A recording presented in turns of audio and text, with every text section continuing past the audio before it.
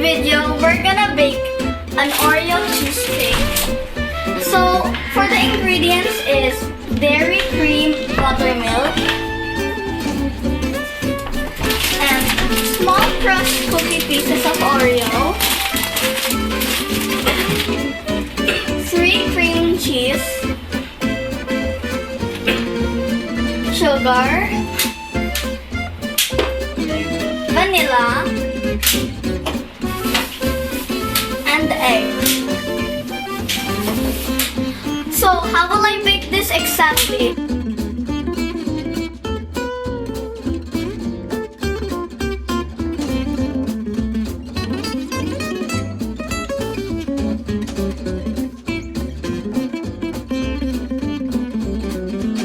The first step is to melt the butter in the pan and mix it with the small crushed cookie pieces of Oreos.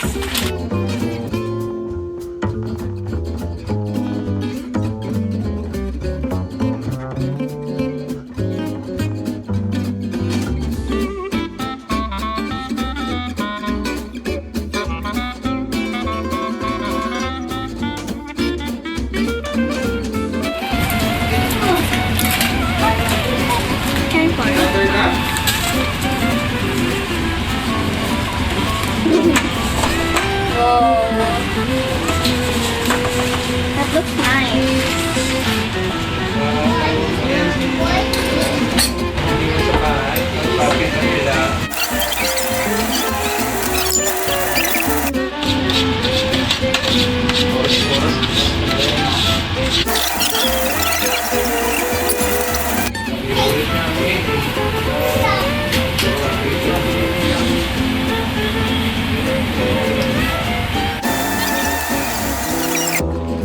Now that we're done with the crust, we're gonna put it in the oven for 10 minutes and set it up to 148 degrees Celsius.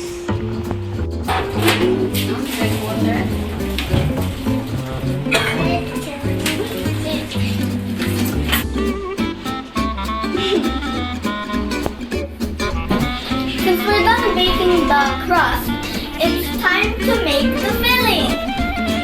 So, we're gonna use a food processor since we don't have a mixer. We're going to mix the cream cheese into the food processor and put 3 eggs one at a time. We will also add a teaspoon of vanilla and a 3/4 cup of sugar.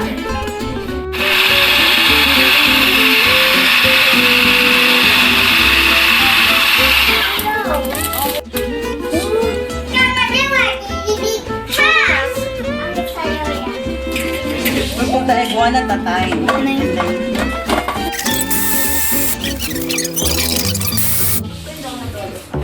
Alam mo wala. Crack. Halimbawa, lumuluto ka. Lumiyak. Namin doon sa bahay. 1 teaspoon of Hindi lang sa building, sa bahay pala na pangalaga. It looks like Sige pa kasi, kita nila na lumiyak. Sige pa. Tapos yung kawali na lumiyak yung ika. We need to make sure that it's smooth and creamy. Finally, we're going to put the filling inside the pan and put it in the oven for 1 hour and 20 minutes. We're gonna set it up to 148 degrees Celsius.